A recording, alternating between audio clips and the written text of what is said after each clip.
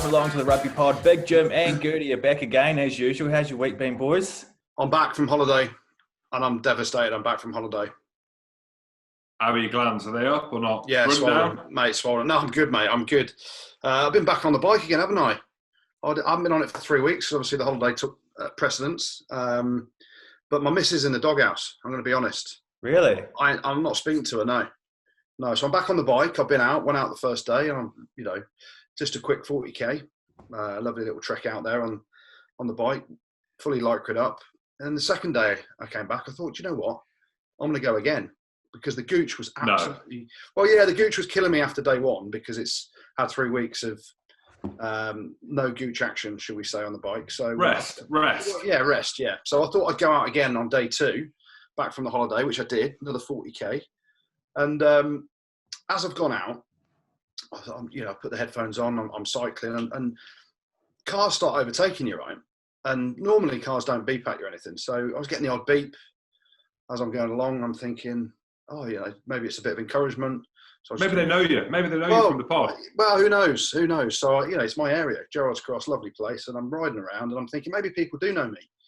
So then, beeps get more regular and regular. I'm thinking, what the fuck's this about? Like, I'm doing everything a cyclist should. I'm keeping to the left. I'm not going down the middle of the road. I'm holding up a bit of traffic. Of course I am, because you do as a cyclist, but they can overtake. I don't. Well, they can overtake and you carry on. And then the beeps just kept getting more and more frequent. By the end of it, I'm thinking, fucking hell, what are they beeping at? I'm not going to... Have you shut yourself? I'm thinking all sorts of stuff. So by the end of it, I'm giving them 2 fingers back and all this stuff, and just getting angrier and angrier, hot and hotter and sweatier, redder, just doing my head in. I walk in the house and Carolyn's there and she's like, she said, "Oh, how's the bike ride?" with a big smile on her face. I went, "I'm fucking raging, to be honest, Carolyn. Everyone's fucking beeping at me as I'm going." And she said, and she started pissing herself. I said, "What are you laughing at?" And she put a sticker on my arse that I hadn't seen as I put the old the lycra on that said "wide load" on the back of my fucking shorts. She's pissing herself, and I'm raging. So I'm not talking to her. But it does lead me on to something else. So I'm getting it back. So we have 2 en-suites, separate en-suites in our house. Of course you do. What goes on in my toilet, my wife should never see that. I'll be honest. It's just not a pretty sight. So we have 2 separate en-suites, and I'm just getting something fixed in my shower at the minute, so I've had to go into her shower. But I've got her back, and it leads me to a question, gentlemen. She's got loads of bottles of God knows what in a shower. So there's conditioners, there's hair serums, there's all sorts of different stuff, right? Oh, I thought there was something kinky. Oh, no, well... I'm sorry. She's probably hidden that, to be honest, but there we go. And I thought to myself, I'm just getting in the shower. And one of the things I always do as I get in the shower, I presume like most men, as most men do when they get in the swimming pool, is you have to have a wee, don't you? So my first question is, do you guys wee in the shower? Absolutely. Yeah, of course. Yeah. Every bloke does. And my second thing is, I've got her back. She doesn't know this, but I've pissed all over her conditioners and all stuff like that. What a lovely husband. What a lovely human you are. I think you've overreacted slightly, Goodey. Well, no, I just thought, I made myself chuckle a little bit. But then I did tell her about it. I said, "You might want to wash the bottles because I don't want to be in the doghouse myself." Mate, just going back to the cycling, Goodey. Just going back to cycling, and Andy Rowe will know this. Hold on, let me finish this. Hold on. And then, so I told her that I might have weed on the odd bottle that she's got in there, and she's like, "What are you doing? What sort of animal are you?" I said, "I'm not an animal. I'm a 40-year-old man." And she goes, "No one wheezes in the shower. What are you thinking?" I said, "I guarantee every bloke wheezes in the shower when they get in. Once the water starts flowing, you just have to let it out, don't you?" Yeah. Beer 52 on board again this week, boys. Have you guys been enjoying your beers? Man, I said that during lockdown, towards the end, I started having a few beers, a few settlers, as it were. I didn't drink myself. Yeah, I didn't drink myself into the abyss, and that's not the hotel. Is that the Ibis or the Abyss? Hotel Ibis, yeah. Hotel Ibis, yeah. Mate, don't stay there. It's a horrible place. Oh, mate, I'll tell you what. I wish I was staying at the Ibis or the Abyss. Anyway, but yeah, I have had a few. One of my favourite ones is the Wild Beer & Co. Bibble. Now, I'm not too sure whether there's a spelling mistake on the can, and it's meant to say Bible, but I'm reading it as Bibble. It is a beer from Somerset, somewhere around the Somerset. Anyway, do you know where it's from? Do you know where Somerset is, Jim? Yeah, it's down south, mate, Devon. Well, no, Devon's a county, so Nah, mate, hey, Devon's a separate county to Somerset. But hey, I know they're neighbours. Do not quiz me on history, mate. Do not quiz me on history. I'm unbelievable. Yeah, but I've gone for the Wild Beer Co. as my favourite one out the pack. Absolutely love it. I mean, there's none left. I mean, I am drinking responsibly. But as I say, the next box I will be going to the Ibis with under my arm, and I'll be coming out having slept a good sleep. Good man, good man. My favourite is the Hops Stravaganza. Get it? Yeah. Get it? Hops Stravaganza, not Hops Extravaganza. Extravaganza. It's just Hops Stravaganza. No, it's a play on words. It's a play on words. It is, Jim. Yeah. It's a hazy IPA. Lovely touch, actually. Lovely drop. That's my favourite as well, actually, Goodey. And you can find out a little bit more about Beer 52 by heading to their website, beer52.com/rugby, and you will get, as a welcome offer for all Rugby Pod listeners, a full 8 craft beers sourced and curated from the best breweries on the planet for free. Just go to beer52.com/rugby. That's the word beer followed by the number 52.com/rugby. And by doing that, you'll be supporting the Rugby Pod there as well. I've been busy again. Oh, Jim's notepad. Yeah, Jim's notes are back. And do you know why I brought that out? Is because there's been so much rugby and so much news that I thought I had to start writing shit down. So, do you want me to read it or not? Do you want me to say what I got? Yeah, go on. Okay, all right. Rugby Pod notes. Loads of rugby, where to start, question mark. Point one. Point one. Is it a question or no? It's a point. How bad were the games? / good were the games? High scoring, question mark. And then I've wrote down all the games with the scores. So it is a question mark. It is a question then. It's not a point. How bad were the games? Question mark. But then I thought it was a bit negative, so I put good, just because I didn't want to come across as negative. And then I wrote down all the scores from the games, which I don't need to talk about. And then my second point was, like a big talking point, was Tom West, hooker, question mark. So there's a lot of talk over that. I didn't come up with an answer, but I didn't have much time to come up with the answers. I just came up with the questions. And then number 3, here's a good one. Some outrageous lids going on. Is there something going on that we don't know about? Is there an underlying thing that we don't know about? You don't need to answer it. It's kind of like a question to myself. It's a rhetorical question, Jim. It's a rhetorical question. Here's one for you. Number 4. Fiji lad smashed a referee. How loose? Maybe jail? Question mark. That's probably rhetorical as well. Karevi Mayer. So I saw something and just wrote that down because I thought that was pretty loose to punch a referee. I say smashed a referee. He punched him, but basically smashed him. He's gone for life, hasn't he, from rugby, and he's got to go to jail for that. And then I had 10 points down, but I only wrote one more. I didn't have time to write the other ones down. Japan out, South Africa in. Who's to blame? China. That's what I put. There you go, Jim's notes. So I love the way you said you were going to make 10 points, but only made 5, because the kids were screaming, though, right? Well, I didn't really know what else there was out there, because I didn't know how far we're going to go back or whether or not it was current or trending or whatever. But mate, that's as far as I've got today in terms of preparation for the podcast.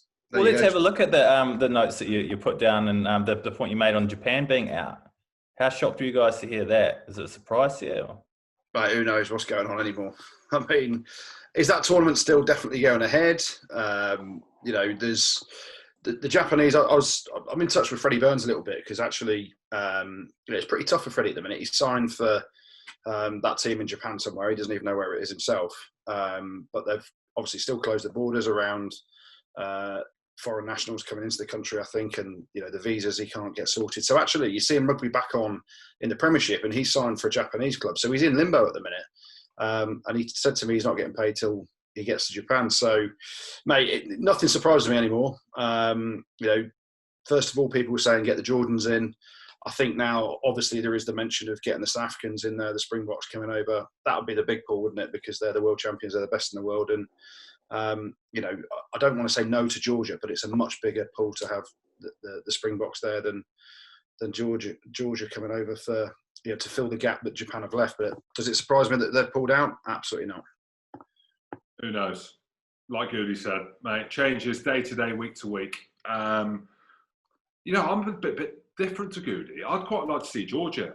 All this talk of them joining the Six Nations, potentially if Italy to be relegated, and there was a relegation part to the Six Nations, I'd quite like to see what Georgia have got. All the hysteria around them. I don't think they'll have much. I don't want to be horrible. But then I heard that Georgia was struggling for money. And there was big money problems there as well. Mate, forget it. I go back on what I've said. Sia Khaleesi, good friend of mine. Bring him north. Bring him north, mate. Bring him north.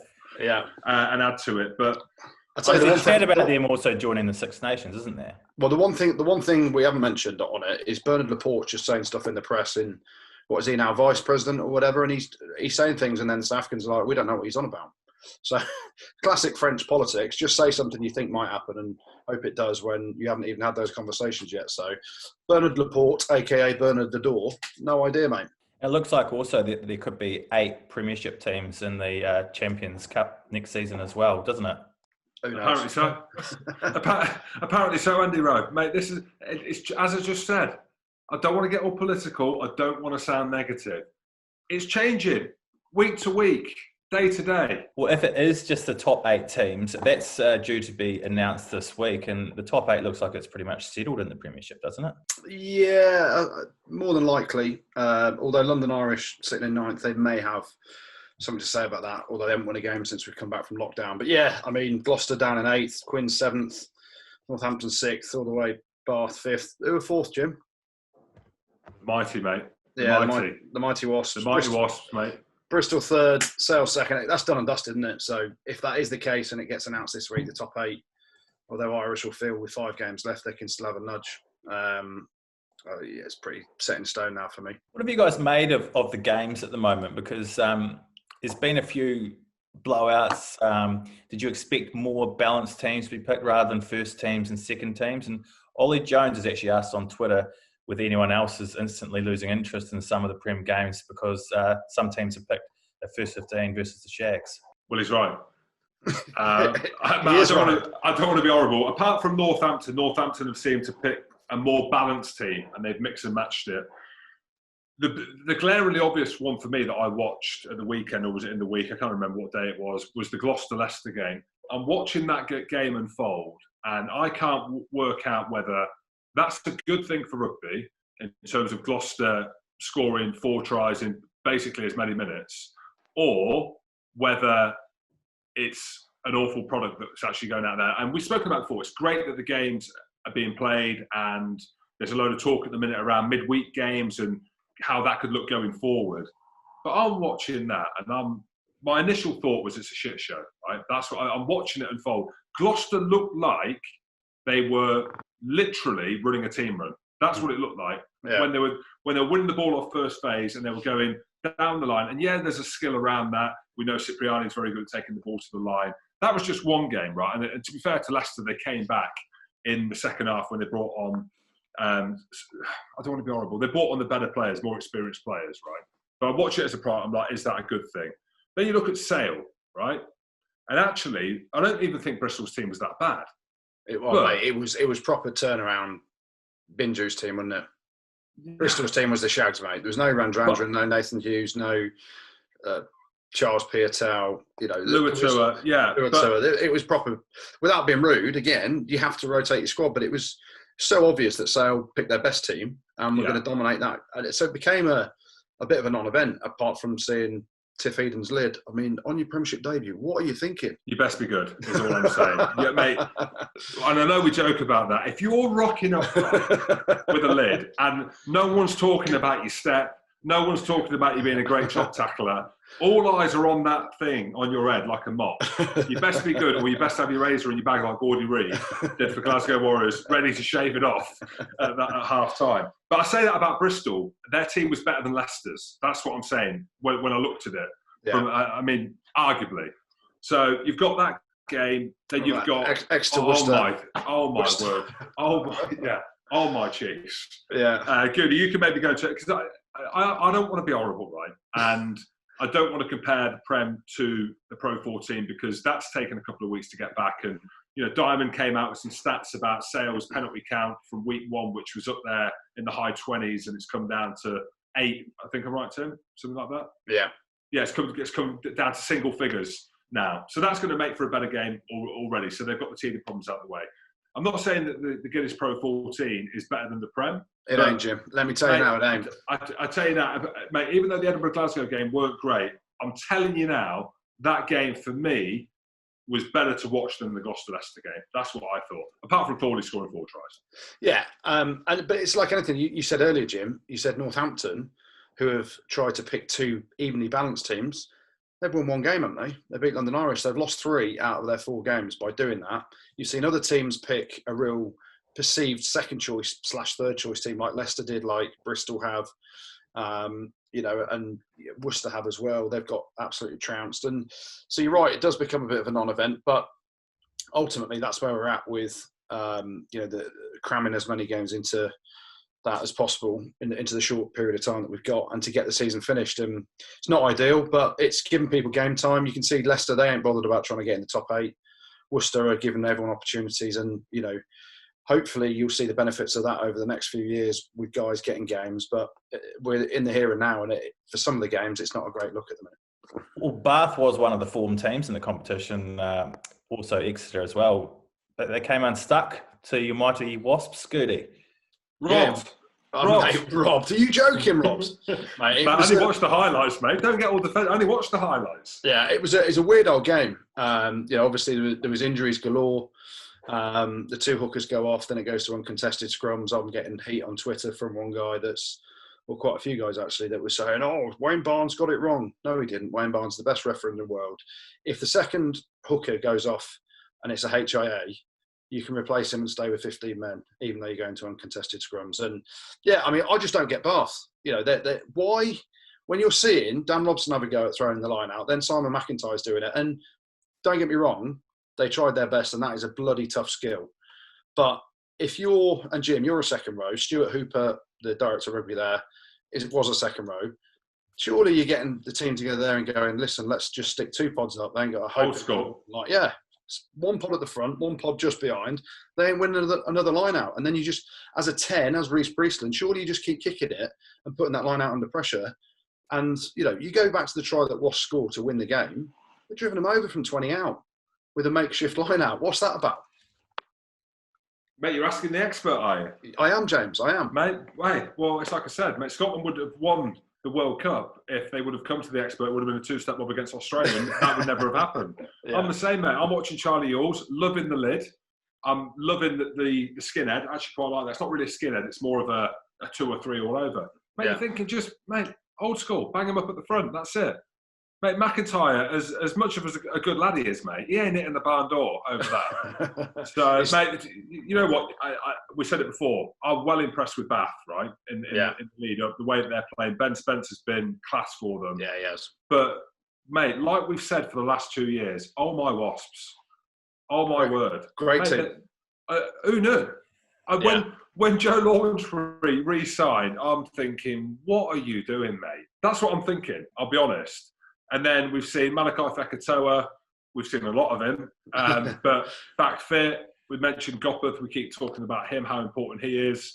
Ryan Mills is a good sign as well. Mills is class, mate. I've always said that. I was chomping him for England, but he's getting a bit on now. I say on. He's 27 or whatever he is. It's not really that on. But in terms of England, potentially. But, mate, loved him as well. And then the back row, Jack Willis, and obviously Thomas Young. And Launchbury in that second row.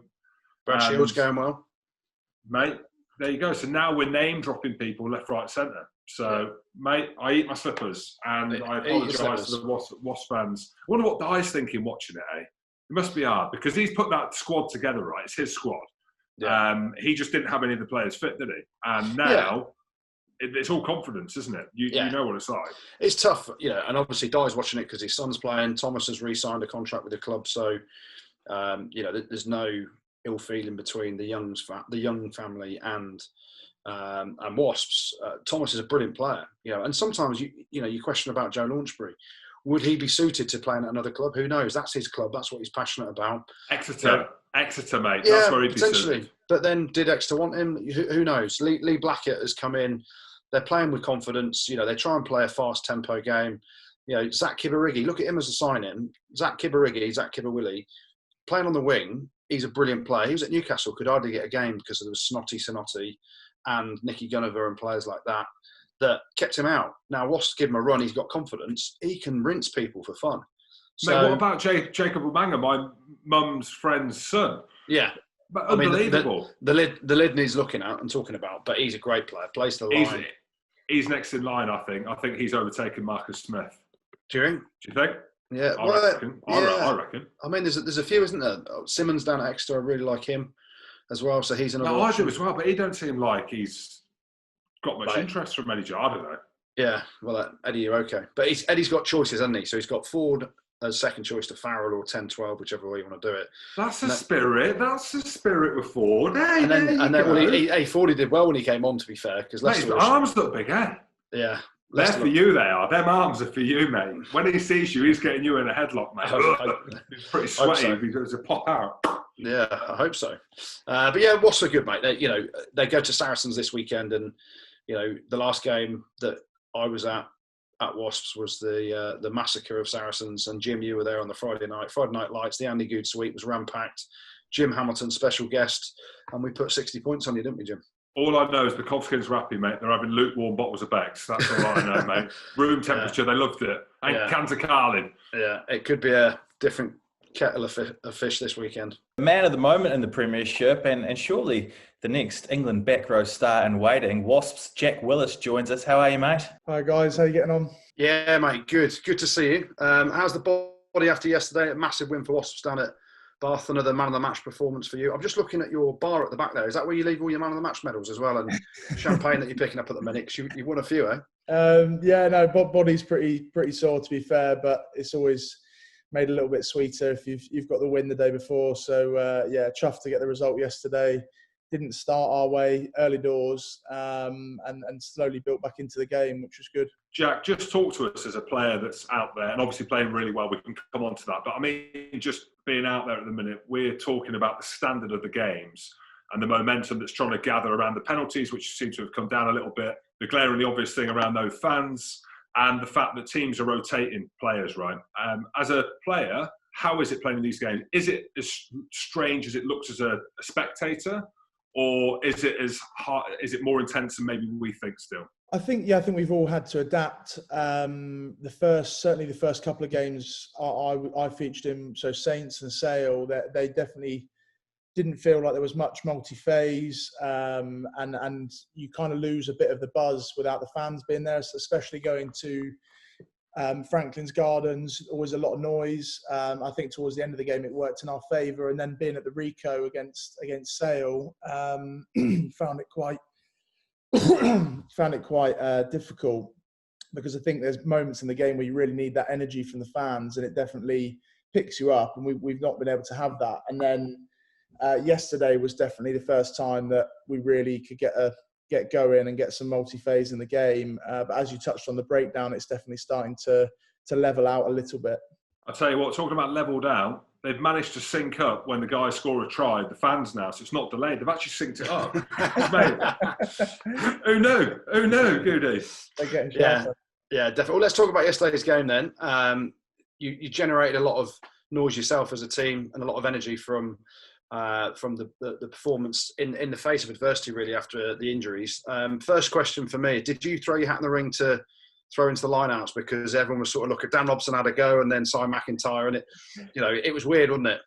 Yeah, well, it was quite funny, actually. He got a bit of stick on the bus afterwards. So James Gaskell obviously was leading the lineup for us yesterday. He turned to me and my brother and said, right, genuine question, Willis brothers, who could throw better? And both of us said me at the same time and stuck around. Yeah. And he knew at that moment he needed to look elsewhere, I think. So, didn't go with us at the end. And have you given Tom West any abuse for what happened on the field? I mean, actually, the abuse has got to go to Dave Bassett, team manager. I mean, he's gone, he's really happy to play hooker. He's played there before. He's fully happy. And then Tom West has gone, I don't fancy it, mate. What are you on about? I put that exact video of him talking about how happy Westy is to scrummage in the admin group, and then a screenshot of Westy's face straight after. So I think he'll be getting a bit of stick over the next week or so. The funniest thing was he didn't know. He didn't know himself. He got asked the question. The first thing he did is he looked back to his mates and he was like, What do you reckon, lads? Are we going to have a go or not? Like, are we going to do this? He turned to me and I said, when was the last time you did it? He's like, oh, under 18s. I was like, mate, this is a Premiership match. It's not under 18s anymore. You can't be chucking your ring in the hat for hat in the ring even into hooker. It's a lot more difficult to be in that position. Well, mate, there's a talking point that's come out of the game. It's quite funny. It shows how good Wayne Barnes is as well to kind of navigate through that situation. Goodey mentioned it at the start. One of the talking points is yourself, around your performances, around the breakdown. And you probably don't want to blow your own trumpet. Players like us don't. We just get on with it and we just stay as humble as we can. But for you, let's go back, right? Because you had a really nasty injury. I don't want to go too far back, but I want to kind of build up to where we are now and your performance off the back of that. I mean, that was a pretty long-term injury that you had. So I want to talk a little bit about that, how you dealt with that mentally. There's a lot of talk about Will Hurrell and his injury, and Clifford as well, who's had to retire. That, you know, injuries are a part and parcel of the game, but yours was quite a nasty one. So without going on too much, I want to talk a little bit about that, but also about how you dealt with watching England, right? And watching Underhill and Curry playing a position that arguably could have been you. Yeah, I think when I had those injuries in 2018, it was a bit of a roller coaster few weeks, when getting named in the squad and a couple of weeks later injured my ankle and my knee. And then all in all, probably spent not far off 18 months out, and 3 operations later, got back playing. It was tough, really tough. And I think the group I had around me, my family, friends, got me through it. And as you say, look, I think I've always had a passion and a drive and desire to play for England one day. I sort of came pretty close by getting named in a squad, and unfortunately it wasn't my time with having the injury. I don't think I'd change anything really. I think it gave me a really nice perspective of the game and sort of life in rugby, and that you can't sort of get yourself too caught up in it all the time, because you end up burning yourself out. So now I've definitely got a sort of a fresh perspective of it, and very grateful for every minute I get to spend on the pitch. And yeah, look, it's still a massive aim of mine and a dream since I was a young lad to try and put an England shirt on at some point, but it's never going to come if I'm not playing well for Wasps, and that's my main focus. And one of the things I wanted to talk about, we've spoken about it on here on the podcast a few times actually, just how well you've been playing, the positions you get in to get over the ball and jackal for the ball. I think, you know, when I tried to do that, my tits were on the floor, so I'd fall over. And Jim's about 6'9" in heels, so he had no chance. But I was great. I was great in that position, mate. Oh yeah, that one penalty in the final. Yeah, I remember that one. Yeah, I'll take it.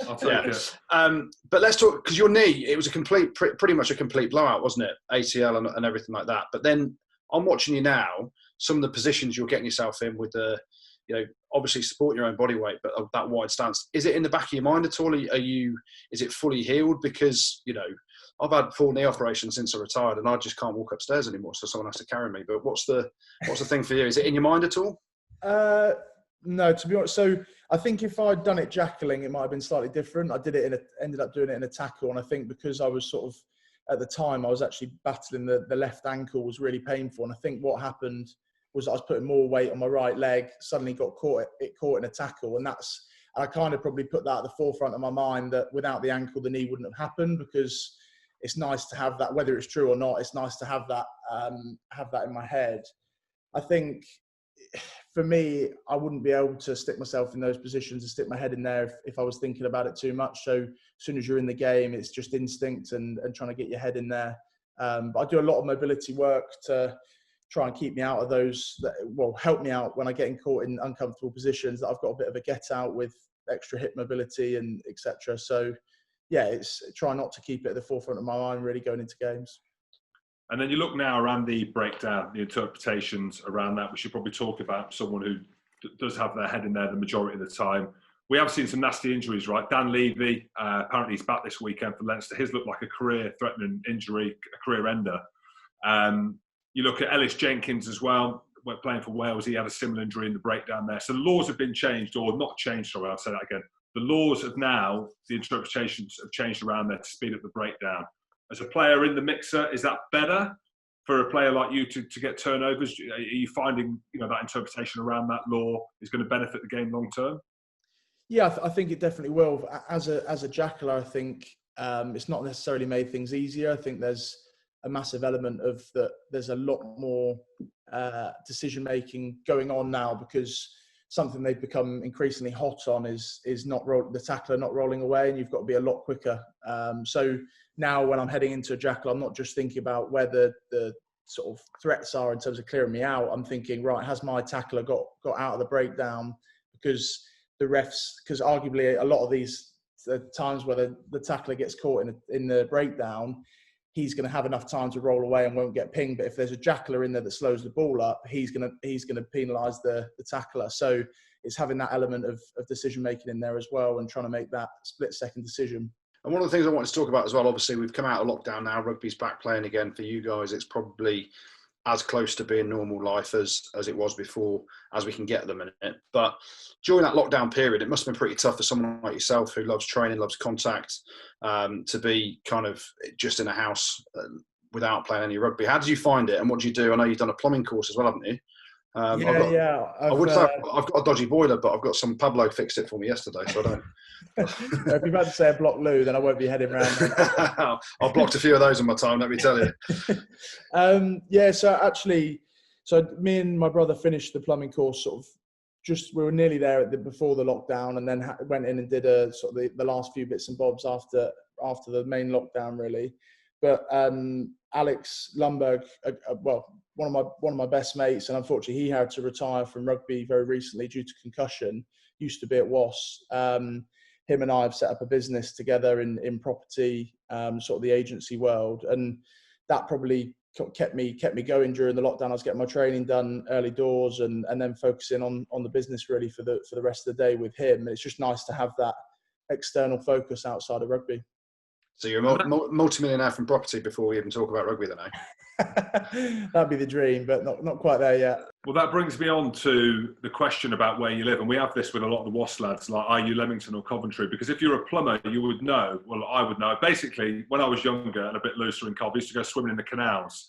And I got put off. There was trolleys, there were skateboards, and there was these like white cigars that were floating around in the canal as well. They look like a bit horrible kind of place. So are you Coventry or are you Leamington, mate? Are you in the canals in Cov or not?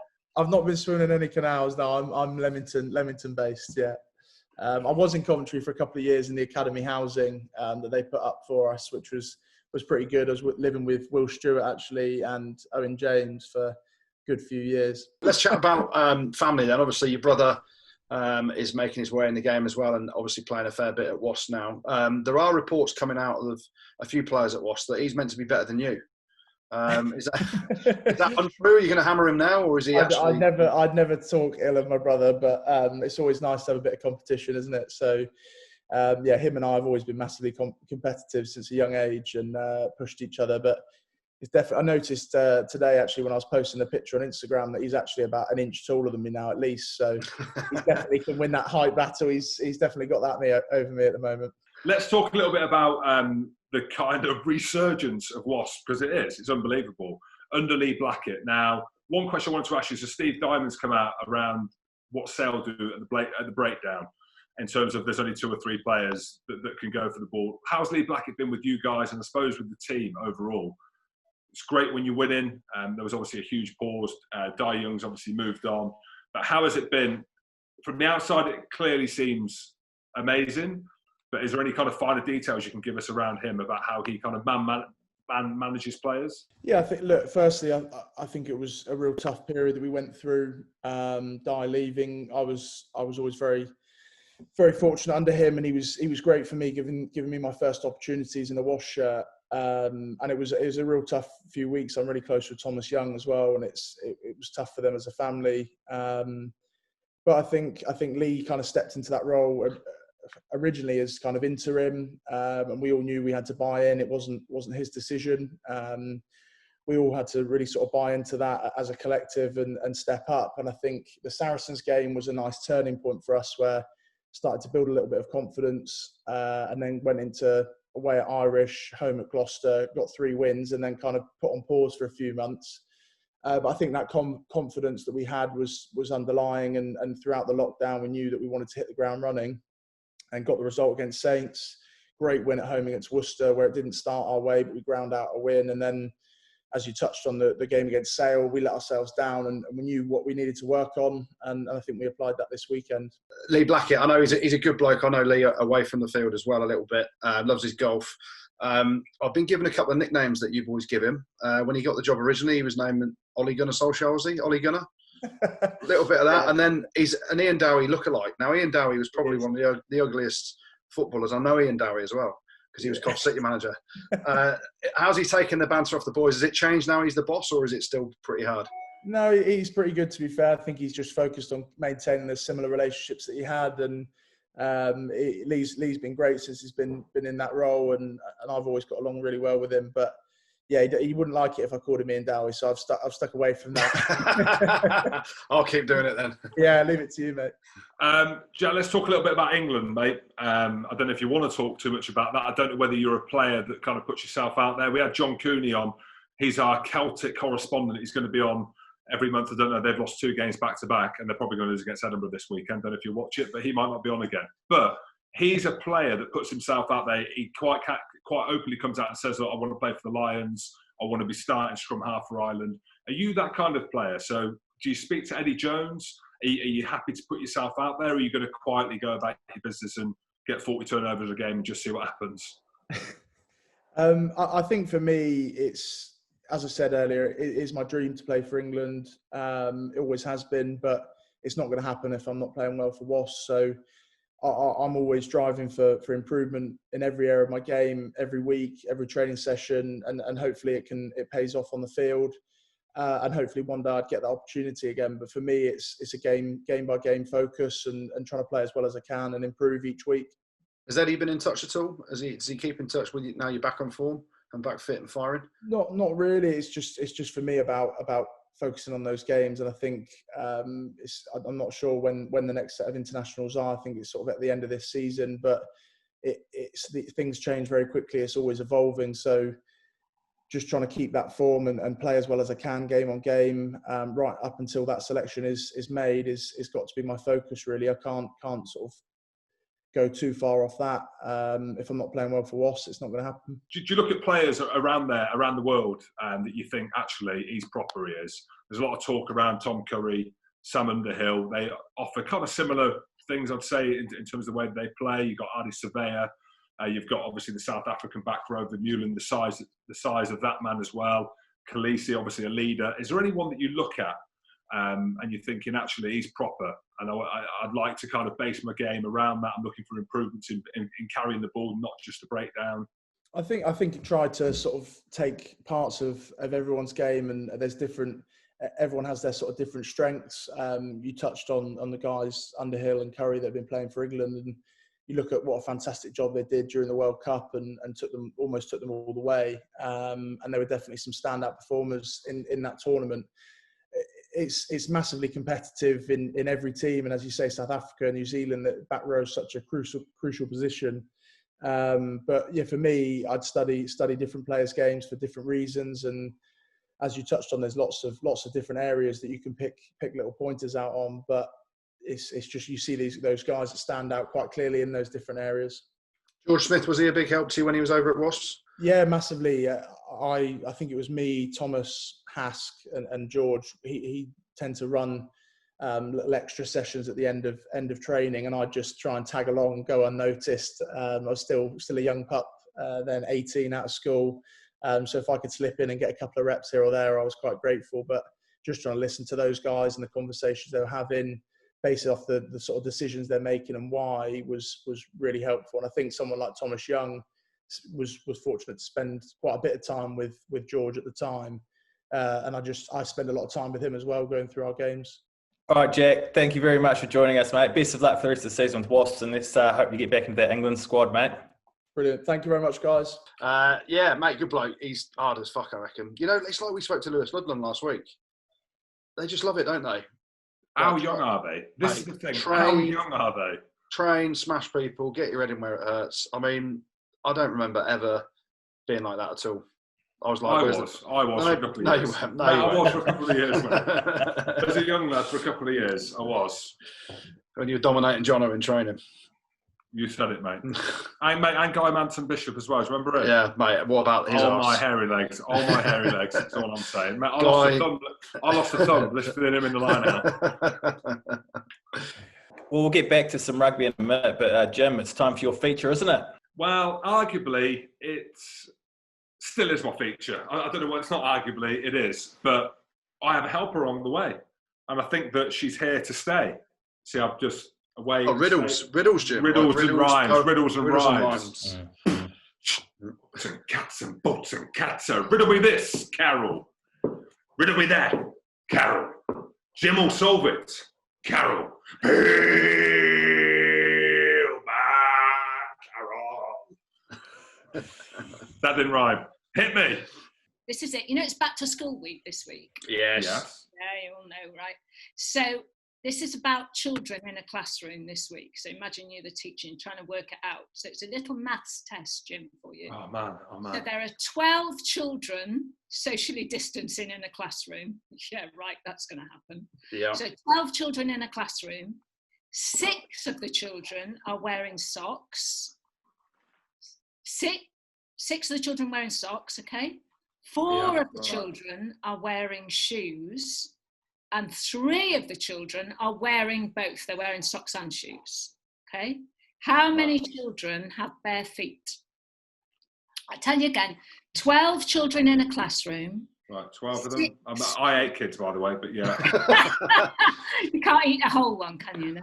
12 kids in a classroom. 6 kids wearing shoes. They're the lucky ones. They're the lucky ones, right?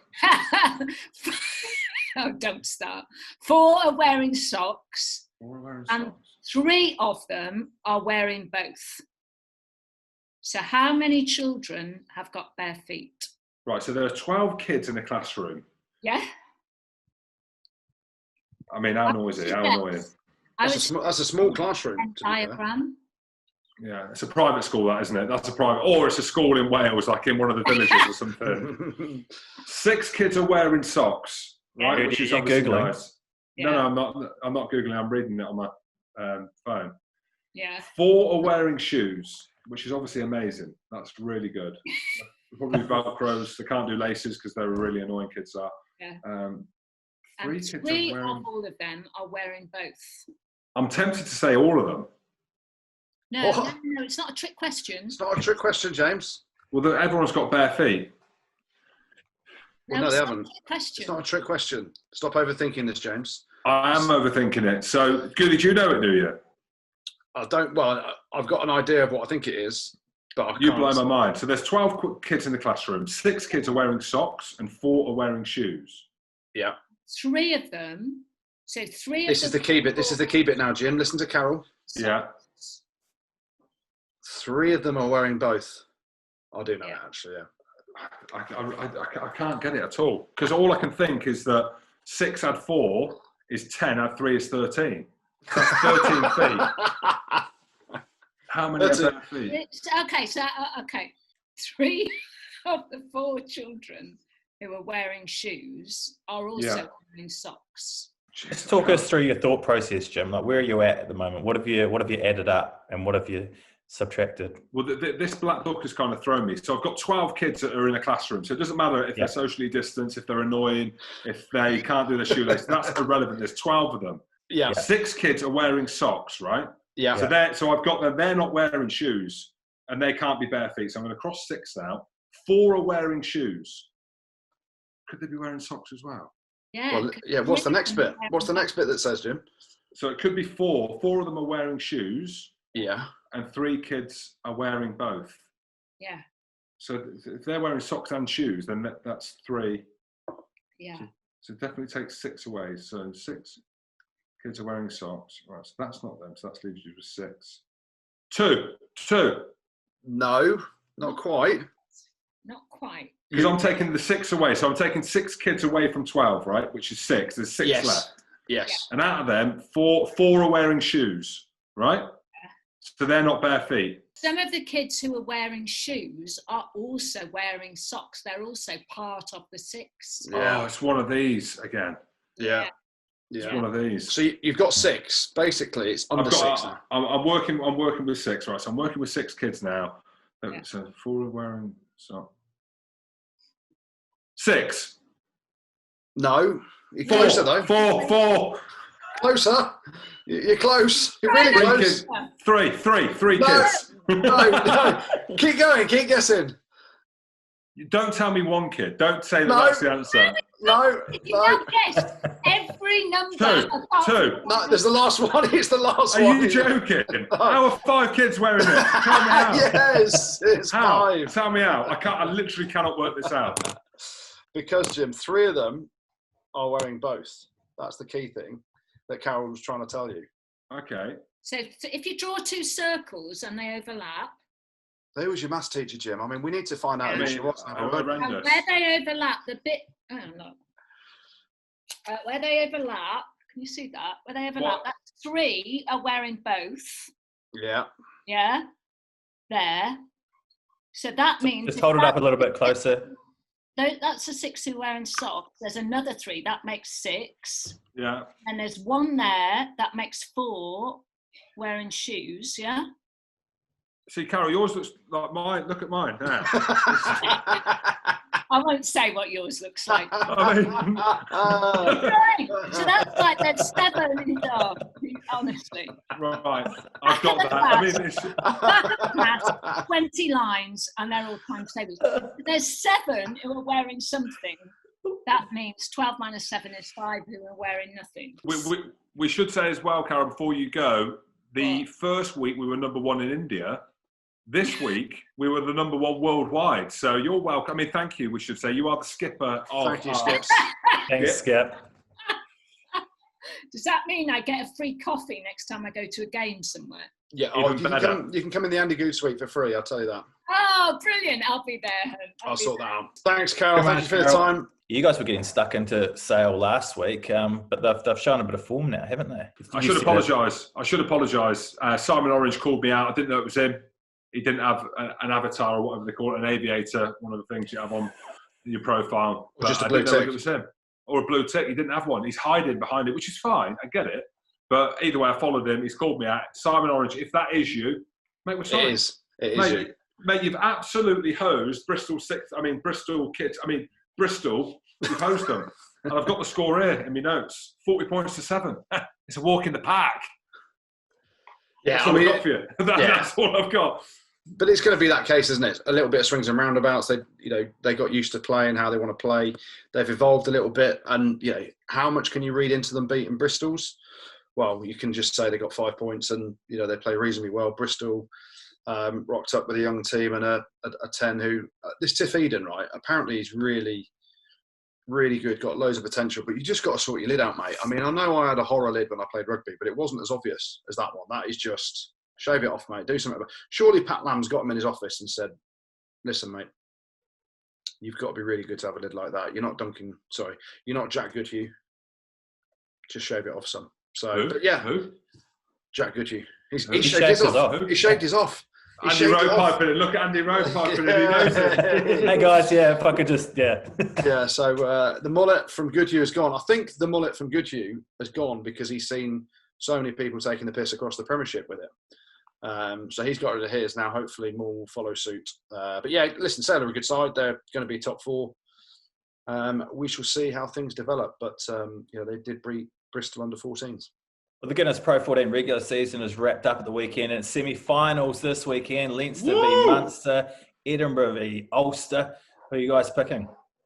I'm going Leinster and #always Edinburgh. I mean, I don't know what more to give you. I actually think, for me, and there's a big talking point that we probably won't go into now, I think that this is where the Pro14 should go.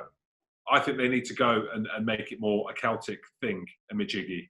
I don't want to be horrible to South African teams. They ain't back until January at the earliest. If they come back. If they come back. The Italian teams as well. But I actually think, similar to kind of down in New Zealand, Andy Rowe, that I quite like these derbies that we're seeing. And the fact that, it's different now because obviously of where we're at. I don't want to be overthinking it. All I'm saying is that Leinster-Munster game was unbelievable.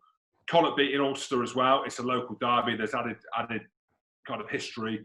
Some of the Welsh derbies have been good as well. The hashtag always Edinburgh, Glasgow ones they're never that great anyway, but they're always fiery. But what we'll know more about is how good these semis are going to be. So you've got Leinster versus Munster. That's the same games we saw a couple of weeks ago when the games got back and running, which was absolutely phenomenal. It was almost like a test match. I don't want to kind of overhype it. It was brilliant.